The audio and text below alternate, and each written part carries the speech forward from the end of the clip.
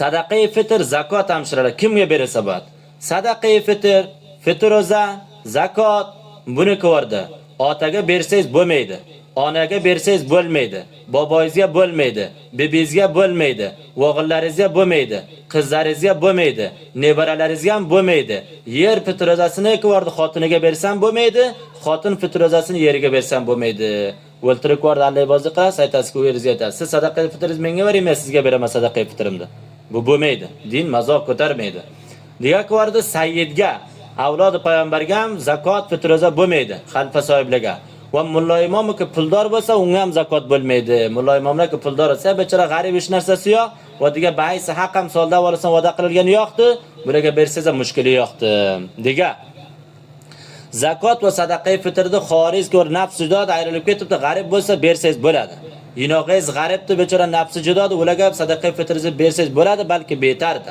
Buni bilan har kimni ko'rdi yoshiranchi ki 37 ming puli bo'lsa, yana 40 mingdan 1 ming, 40 ming rupiya puli bo'lsa, 1 ming rupiya zakot bermasa, qiyomatga debdi o'sha 1 ming pulingiz, molingiz bir qaro ilonga tabdil bo'ladi, gardaningizga o'zini o'raladi, peshonangizdan har joydan choqadi, shuncha xatarnok zari bor.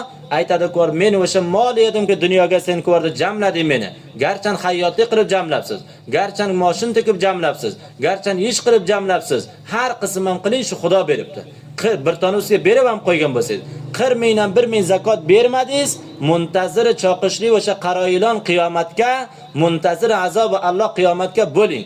Agar zakot menga farz emas o'qib munkar qilingiz ham kofir bo'lasiz. Va aqimus salata va atuz zakot.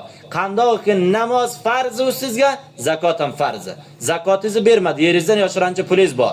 Bermadingiz biling. Yo bir nafar o'raminki Eronga ishlaydi ko'rdi, bechora ishlab qo'li bilan mardi qo'li bilan pul topgandi. Pul topibdi o'z qo'li bilan ishlab. Billahi 1,5 puli bor. 1 yil mustan o'tibdi. Qarzi ham yo'qdi. Ana shu ham bizini aytmasin, men ishlab topibman buni 300. Qayki ishlab topibsan? Xudo aytibdi, endi 40 mingdan 1 ming ber. 80 mingdan ko'rdik, 2 ming ber. Billahi 20 mingdan 3 ming ber.